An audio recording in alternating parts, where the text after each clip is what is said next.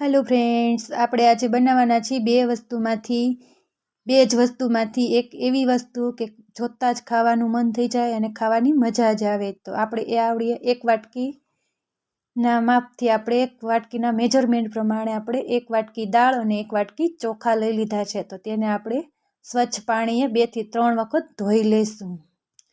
જો આવી રીતના ધોઈ લેવાના, 2 થી 3 પાણીએ ધોવાઈ જાય. જો આવી રીતના સ્વચ્છ પાણી દેખાય એટલે આપણે તેને, અને એવું લાગે કે ઉપર હજી આપણે ડોળું પાણી લાગે તો આપણે એકાદી વખત ધોઈ લેવાના. પછી આપણે તેને ધોઈને ચોખ્ખા પાણીથી ચોખ્ખું પાણી લઈ લેવાનું. આવી રીતના ચોખ્ખા પાણીમાં આપણે એને આવી રીતે આપણે એક વાટકી દાળને ચોખા લઈ લીધા છે અને ધોઈ લીધું છે. તો આવી રીતે પાણી ચોખ્ખું દેખાય એટલે આપણે તેને ઓવરનાઇટ આપણે તેને ઢાંકીને પલાળી દઈશું. હવે સવારે તેને પીસી લેવાનું, દરદરું પીસી લેવાનું એટલે આપણા હાંડવો સરસ બને.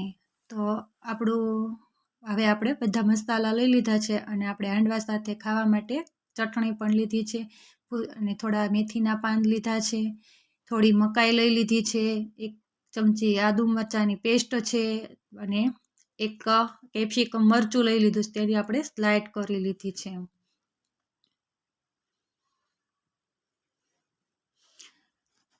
આપણે આવી રીતનું બેટર બનાવી લીધું છે, પીસીને લઈ લીધું છે. આ 1 વાટકી દાળ અને આ મેજરમેન્ટ પ્રમાણે 1 વાટકી દાળ અને 1 વાટકી ચોખા લઈ લીધા છે અને ગાજરની જો આવી રીતના લાંબી સ્લાઇડ કરી લીધી છે અને મકાઈના કોર્નફ્લોરના દાણા કાઢીને લઈ લીધા છે અને મેથીના પાંદ લઈ લીધા છે. અને આવી રીતે આપણે હાંડવા સાથે ખાવા માટે ચટણી બનાવી લીધી છે. આ ચટણી એટલી સરસ ટેસ્ટી અને સ્પાઇસી બની છે કે હાંડવા સાથે ખાવાની મજા જ આવી જાય. ખાટી મીઠી ને ટેસ્ટી બની છે. ફુદીના અને ધાણાની બનાવેલી છે. હવે આપણે આવી રીતના કેપ્સિકમ 1 મરચું લઈ લીધું છે અને સ્લાઇડ કરી લીધી છે. પછી આપણે આવા ધાણા લઈ લીધા છે. ધાણા મેં ડંઠલવાળા લઈ લીધા છે. પછી આપણે તેને ઝીણા ઝીણા સમારી લઈશું અને પછી આપણે 1 ચમચી આદુ અને મરચાંની પેસ્ટ લઈ લીધી છે અને આપણે આ સોડા લઈ લીધો છે, જે સાજીનો સોડા કહેવાય ને, એને ભજીયામાં નાખવાના હોય ને તે. આ બધી વસ્તુ આપણે લઈ લીધી છે. તો હવે આવી રીતના આપણું બેટર તૈયાર કરીશું. તો આપણે જ્યારે પલાળીને મિક્સરમાં પીસ્યું હોય ત્યારે થોડુંક ઠીક હોય છે. પછી તેને સાંજ સુધી ગરમ જગ્યાએ રહેવા દેવાનું એટલે એનો આથો એકદમ સરસ આવી જાય. થોડું મીઠું નાખી દેવાનું અને ચપટી મેથી પણ પલાળીને રાખેલી હતી, તે મેથી પણ નાખેલી છે. જ્યારે પીસીને ત્યારે મેથી પણ નાખી દીધી છે અને પછી તેમાં 1 ઘૂંટડો પાણી નાખી દે, હલાવીને મિક્સ કરી લેવાનું એટલે આપણો આથો પણ એકદમ સરસ આવી જાય અને આપણું બેટર પણ એકદમ સરસ રીતે બની જાય. અને પછી આપણે જે ઓલા કેપ્સિકમ ચમારેલા હતા ને એક લાંબી સ્લાઇડમાં, તે પણ નાખી દીધા છે. પછી આપણે થોડોક એમાં મરી પાવડર નાખેલો છે કે જ્યારે આપણે ખાઈએ ને ત્યારે આપણને ગેસ, એસિડિટી કે એવું કંઈ ન થાય. પછી આપણે તેમાં આદુ મરચાંની પેસ્ટ નાખીશું. પછી આપણે તેમાં કોર્નફ્લોર એટલે કે આપણે મકાઈના દાણા કાઢેલા છે ને, લીલી મકાઈના, તે નાખીશું.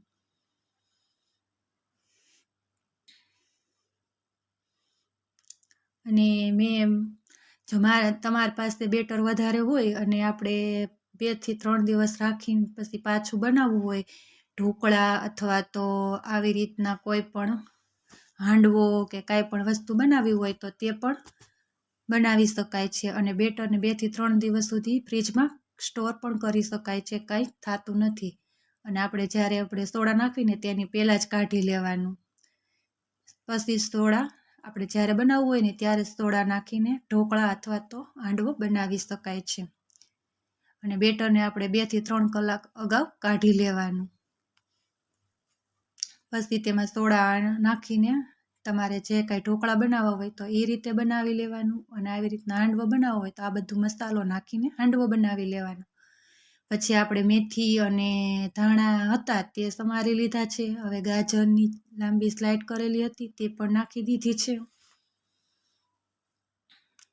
તો તો હવે આપણે તેમાં સ્વાદ અનુસાર મીઠું નાખીશું. અને મીઠું તમારા ટેસ્ટ પ્રમાણે વધુ ઓછું નાખી શકાય. પછી આપણે તેમાં જે ભજીયાના સોડા આવે છે ને, સાજીના ફૂલ, મેં તેનો ઉપયોગ કરેલો છે. તેનાથી પણ આપણા હાંડવો એકદમ સરસ બને છે, પોચો રૂ જેવો અને ખાવામાં એકદમ સરસ સોફ્ટ. પછી એની ઉપર આપણે 2 ટીપા પાણીના નાખીને એક્ટિવ કરીને બધું મિક્સ કરી લઈશું. જો થઈ ગયું ને બધું એકદમ સરસ રીતે મિક્સ, અને આપણું બેટર એકદમ થીક નથી રાખવાનું, થોડું ઢીલું રાખવાનું છે, જેથી આપણે શાકભાજી નાખીએ ને એટલે આપણું બધું બેટર એકદમ મિક્સ થઈ જાય અને થોડું થીક થઈ જાય. આપણે હાંડવો બનાવવા માટે આપણું બેટર હવે એકદમ રેડી છે. આપણે તેમાં 1 પાવડું તેલ નાખી દેવાનું, એટલે આપણે જ્યાં ખાઈએ ને ત્યારે આપણા મોઢામાં રૂચાળો ન વળે. હવે આપણે એક પેન લઈ લીધું છે. આપણે પહેલાં એક પેનમાં બનાવીશું. તો પેનમાં આપણે 1 પાવડું તેલ નાખી દીધું છે. હવે તમારે જે સાઈઝમાં હાંડવો બેટર નાખવું હોય એ સાઈઝમાં, હાંડવો બનાવવો હોય એ સાઈઝમાં બેટર રેડી દેવાનું. હાંડવાનું સાઈઝ છે ને બહુ જાડી નહીં રાખવાની, એટલે આપણા શાકભાજી એમાં એકદમ ચડી જાય.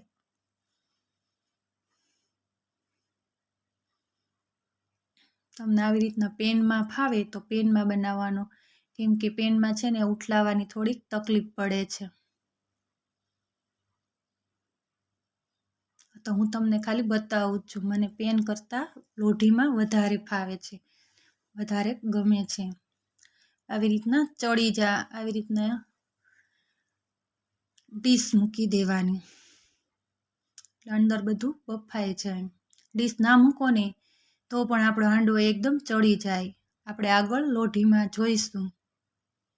અને જો વિડીયો સારો લાગે તો અંત સુધી જરૂરથી જોજો, અને આ મારી ચેનલને લાઈક, શેર અને સબસ્ક્રાઈબ જરૂરથી કરજો. અને તમારા ફ્રેન્ડ સર્કલમાં શેર પણ જરૂરથી કરજો. તો જો છે ને હવે આપણે લોઢી લઈ લીધી છે. લોઢીમાં હાંડવો બનાવવાની ખૂબ જ મજા આવે છે. તો આવી રીતના 1 પાવડું તેલ રેડી દેવાનું, અને પછી તમારા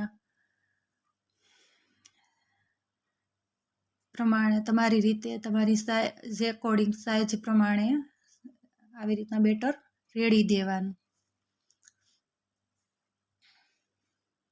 પછી આવી રીતના લોઢી લઈને થોડી આમ તેમ કરી લેવાની, એટલે તેલ બધું ફરતું થઈ જાય. અને એમ ન કરવું હોય તો ફરતું તેલ રેડી દેવાનું. હવે આને આપણે થોડી વાર માટે ચડવા દઈશું. પછી ઉપરથી આપણે થોડાક તલ નાખીશું. તમારી પાસે વ્હાઈટ તલ હોય, ધોળા તલ હોય કે રાતા તલ હોય, તે આવી રીતના છાંટી દેવાના. અને જો તમારે આની ઉપર પનીર, ચીઝ ખમણીને નાખવું હોય તો પણ નાખી શકાય. તેનો ટેસ્ટ પણ ખૂબ જ સરસ આવે છે. બાળકોને તો બહુ જ ભાવે છે. જો ચીઝ ખાતા હોય તો ચીઝ પણ ખમણીને નાખી શકાય.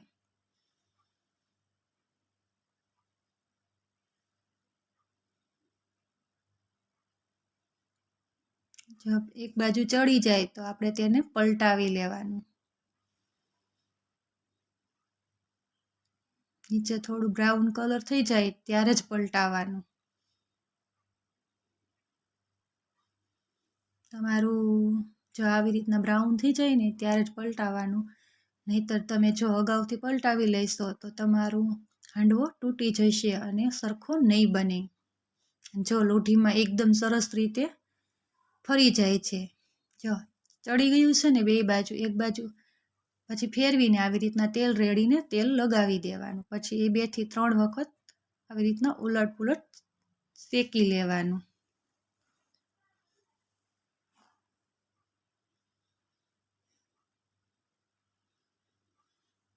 તો છે ને જોતા જ ખાવાનું મન થઈ જાય, અને વળી નાના મોટા બધાને ખાવાની મજા જ આવી જાય.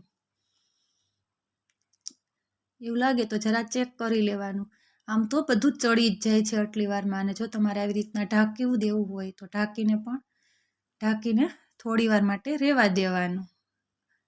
હું તો ઢાંકતી પણ નથી તો પણ મારો હાંડવો એકદમ સરસ અંદરથી ચડી જાય છે અને જો સરસ જો સોફ્ટ ઓસો રૂ જેવો બની જાય છે.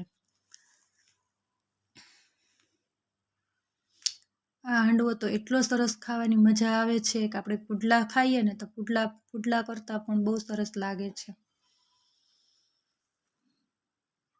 કેમ કે આપણા મનપસંદના જે શાકભાજી નાખવા હોય ને તે બધા જ નાખી શકાય છે આમાં.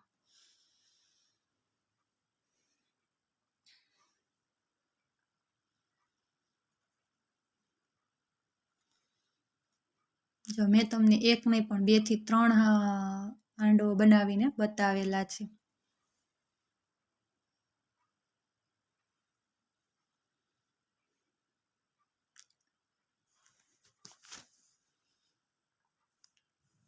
તો વિડીયો સારો લાગે તો અમારી ચેનલને લાઇક શેર અને સબસ્ક્રાઈબ જરૂરથી કરજો. તો અમને પણ નવા નવા વિડીયા બનાવવાનું મજા આવે. ને કોમેન્ટમાં જરૂરથી બતાવજો કે તમને આ અમારો હાંડવો કેવો લાગ્યો.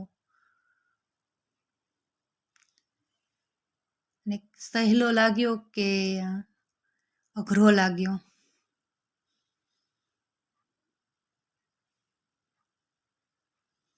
અને વળી 2 જ વસ્તુમાંથી દાળ, ચણાની દાળ ને ચોખા 2 વસ્તુ તો આપણી પાસે હોય જ. 5 દાળ ગોતવાની આપણે જરૂર નથી. ખાલી 2 જ દાળમાંથી 2 જ વસ્તુમાંથી આપણે આ હાંડવો બનાવીશું ને તો પણ હાંડવો ખાવાની બહુ મજા આવશે. એકવાર જરૂરથી ટેસ્ટ કરજો અને કોમેન્ટમાં જરૂરથી બતાવજો. તો આવી રીતે આપણે આવી રીતના બનાવી લેવાના. જેટલા ખાવો હોય એ પ્રમાણે આપણે બનાવી લેવાનું.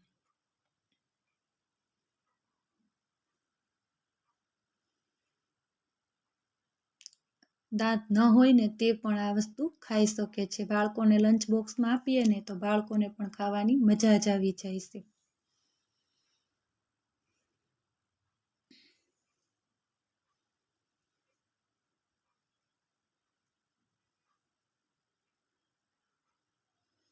ઉપરથી તલ છાંટી શકાય, પનીર નાખી શકાય. પનીરની પણ આપણે ખમણીને નાખવું હોય ને તો નાખી શકાય. ચીઝ ખમણીને નાખવું હોય તો ચીઝ નાખી શકાય. બાળકોને જેનો ટેસ્ટ ભાવે ને તે વસ્તુ નાખી શકાય છે. તમારી મનપસંદની કોઈ પણ વસ્તુ નાખી શકાય છે.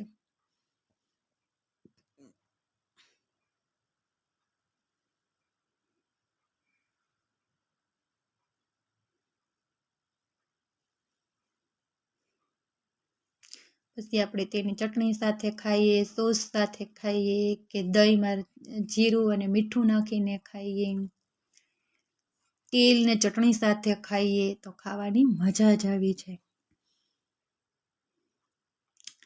નાસ્તામાં ખાઈએ અને ક્યાંક આપણે ગયા હોય ત્યારે લઈ જઈએ તો 1 દિવસ તેને પણ તેવી રીતે પણ ખાઈ શકીએ. સવારે આપણે આવી રીતના બનાવ્યા હોય, હાંડવો બનાવ્યો હોય અને બપોરે કે સાંજે આપણે નાસ્તા માટે લઈ જવા હોય તો આવી રીતના બનાવીને લઈ જઈ શકાય છે. એક પેપરમાં વીંટી લેવાના અને પછી લઈ જવાના. ઠંડા થઈ જાય એટલે પેપરમાં વીંટી લેવાના.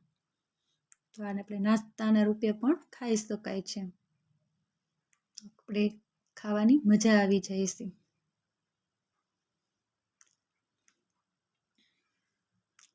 જો છે ને આપણે એક સર્વિંગ પ્લેટમાં કાઢી લીધા છે. હવે આપણે એક સર્વિંગ પ્લેટમાં આપણે સર્વ કરીશું. જો છે ને આપણે એક સરસની ચટણી પણ લઈ લીધી છે. ખાટી મીઠી ટેસ્ટી.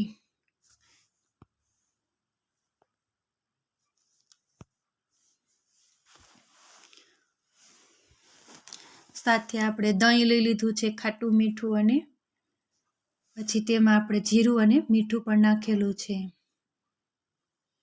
જેથી આપણને પચવામાં પણ હળવાશ રહે અને ખાવાની પણ મજા આવી જાય.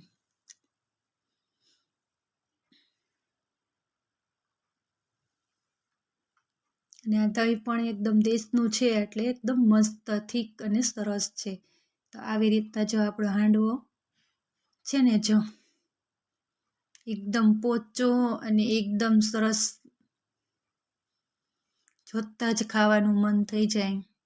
અને જો આવી રીતના સ્ક્વેર કટમાં આપણે કટ કરીને કરી લેવાના, તો આપણને કોઈને પણ લાગે નહીં કે હાંડવો બનાવેલો છે. જો છે ને લાગે ને આપણે સેન્ડવીચ બનાવેલી છે. તો આવી રીતે આપણે બાળકોને લંચ બોક્સમાં સ્ક્વેર કટમાં કટ કરીને આપીએ ને તો સેન્ડવીચના રૂપમાં પણ ખાઈ શકાય.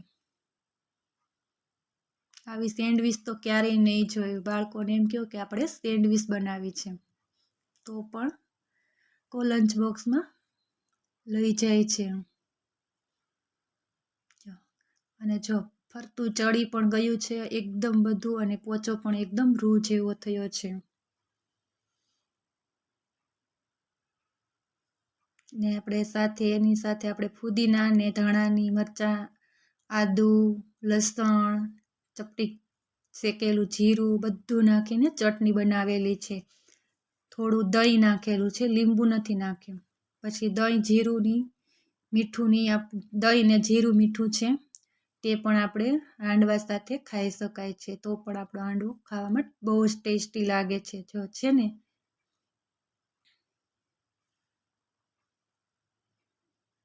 બહુ મસ્ત છે. જો છે ને ચટણી તો એટલી સરસ બની છે કે ખાવાની મજા જ આવી જાય. સોસ સાથે પણ ખાઈ શકાય છે. તો જો આ અમારી રેસીપી તમને ગમી હોય તો અમારી ચેનલને લાઇક, શેર અને સબસ્ક્રાઈબ જરૂર કરજો. અને જો પછી ત્રીજા દિવસે આપણે આવી રીતના ઢોકળા બનાવીને ખાવા હોય તો જો ઢોકળા પણ એકદમ સરસ બન્યા છે. બન્યા છે ને ઢોકળા પણ બનાવીને ખાઈ શકાય જો છે. આપણે સારું, આવજો. જય શ્રી કૃષ્ણ, જય સીતારામ બધાની. રેસીપી સારી લાગે તો લાઇક, શેર અને સબસ્ક્રાઈબ જરૂરથી કરજો.